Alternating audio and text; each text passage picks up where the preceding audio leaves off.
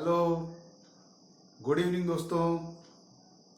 आज हम लोग पढ़ेंगे what happens when an electric dipole is kept in a uniform electric field and a non uniform electric field. Uniform electric field में electric line of force एक दूसरे के parallel होती हैं, सेम डायरेक्शन में जाती हैं, एक दूसरे के पैरेलल होती हैं और इक्विडिस्टेंट होती हैं यूनिफॉर्म इलेक्ट्रिक फील्ड में। नॉन यूनिफॉर्म इलेक्ट्रिक फील्ड में जहां फील्ड स्ट्रांग होगा वहां पे इलेक्ट्रिक लाइन ऑफ फोर्सेस काफी पास होंगी। They will be very much close to each other in strong electric field and the field where it is weaker they will go apart from each other. तो ये non uniform field में होता है। Question exam में ये आता है, चाहे कोई भी बोर्ड हो, आईजीसीएसई हो, चाहे आईबी हो, चाहे आपका आईसीएसई हो, चाहे सीबीएसई हो या इवन स्टेट बोर्ड्स हो। क्वेश्चन ये आता है कि अ dipole shows rotational motion but it does not show translatory motion. Why? Today we will try to solve this question here. So, torque on an electric dipole in a uniform electric field E. This is the field which is directed from left to right of the page. Our dipole is there.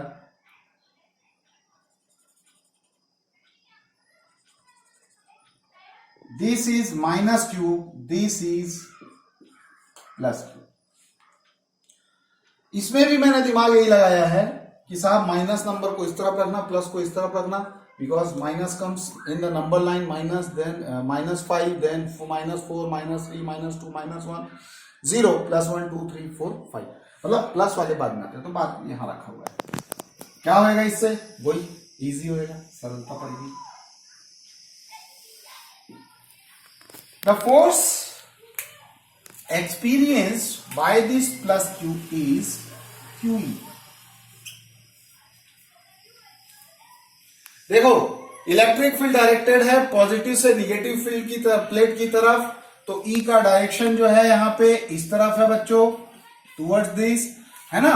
और plus Q जो है वो plus plate से दूर की तरफ जाएगा, negative plate की तरफ जाएगा, इसलिए प्लस क्यू पे फोर्स लगेगा QE इस तरफ, और माइनस क्यू पे फोर्स लगेगा पॉजिटिव प्लेट की तरफ जाना चाहेगा माइनस क्यू, उस पर भी फोर्स लगेगा QE, बट वो लगेगा इस तरफ, opposite to this positive one. यहां पे दिस इज 2L ले लो, 2A ले लो, और मैं यदि इसको ऐसा ज्वाइन कराऊं, दिस इज एंगल थीटा। ये एंगल कितना है? थीटा है। ये यदि 2L है तो ये हुआ 2L cos थीटा। यदि ये 2L cos थीटा हुआ तो ये कितना हुआ? ये हुआ 2L sin थीटा। जब भी एक डाइपोल को एक इलेक्ट्रिक फील्ड में रखेंगे और दो फोर्स लगेगा, एक बॉडी पे दो फोर्स लगेगा, तो एक फोर्स क्या हो रहा है? नीचे पुल करेगा, एक फोर्स नीचे पुल करेगा, ये वाला फोर्स ऊपर पुल करेगा। The body will rotate, the body will rotate. Whenever a body is under the influence of two anti-parallel forces equal and opposite to each other but kept at a distance apart, acting on the different two opposite parts of the body rotates. The body rotates और उस पे एक torque work करने लगता है because of the couple of the forces. That torque is equal to, the tau is equal to, moment of the force is equal to either of the force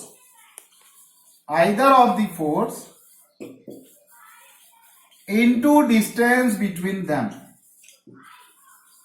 into distance भी कौन सा?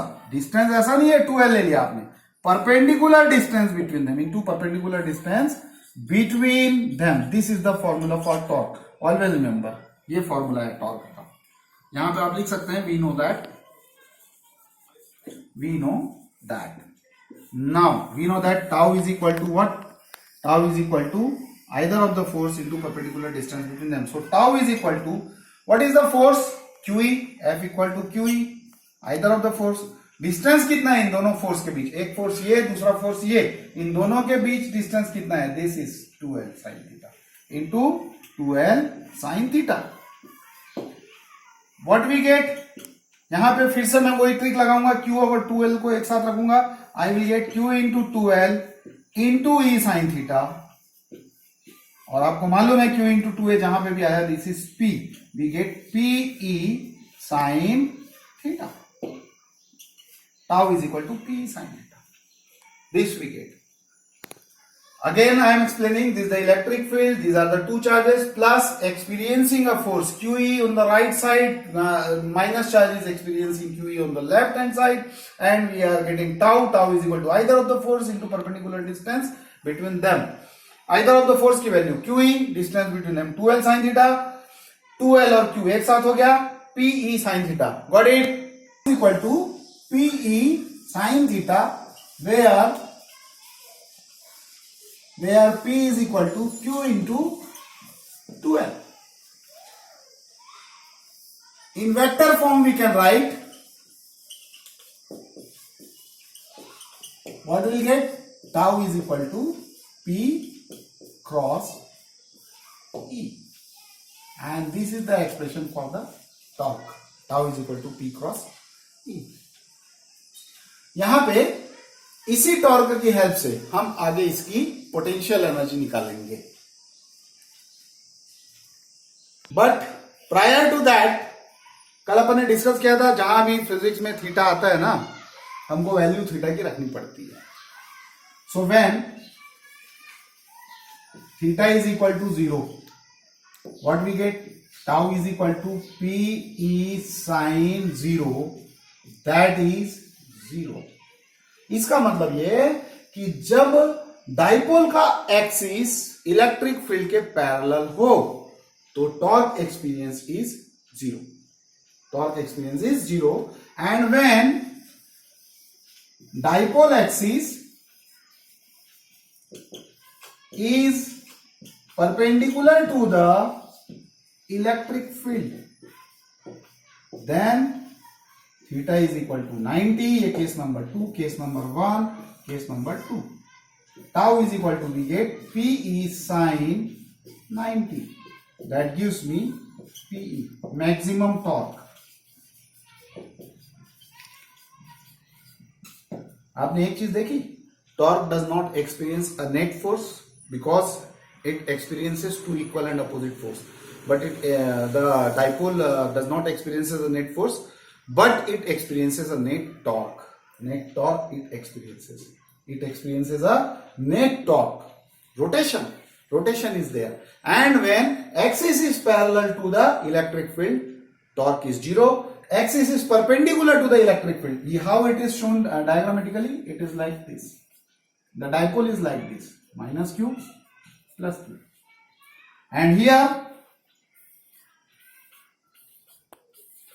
minus Q and plus Q. Suppose plus Q here I am taking, minus Q here I am taking, minus Q. It will immediately rotate. Maximum torque it will experience. Please like, subscribe with your all the friends. आपके जो भी friends देश भर में 12th में पढ़ रहे हो, नीट और जेईई की तैयारी कर रहे हो, उनको आप लोग इसको शेयर करने बोलिए, उनको पढ़ने बोलिए, and you also subscribe and like. Thank you.